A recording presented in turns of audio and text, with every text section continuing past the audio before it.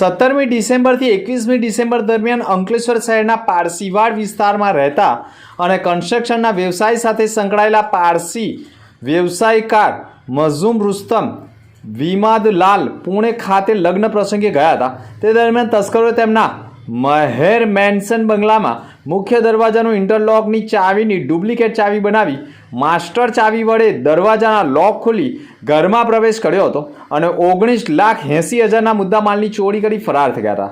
ચોરી અંગે અંકલેશ્વર શહેર એ ડિવિઝન પોલીસ મથકમાં ગુનો દાખલ કર્યો હતો।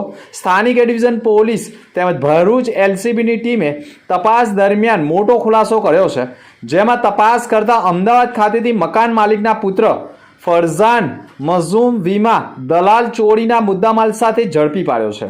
પોલીસે તેની પૂછપરછ કરતા તેને પોતાના કોલેજના મિત્ર મોહમ્મદ અનસ સાદિક સૈયદ સાથે મળીને ચોરીની ઘટનાને અંજામ આપ્યો હોવાની કબૂલાત કરી હતી, જેના પગલે પોલીસે બંનેની ધરપકડ કરી તેઓ વિરુદ્ધ કાયદેસરની કાર્યવાહી કરી છે। આ સમગ્ર મામલામાં આખરે પિતાએ જ પુત્ર સામે ફરિયાદ નોંધાવી હોય તેવું ફલિત થાય છે।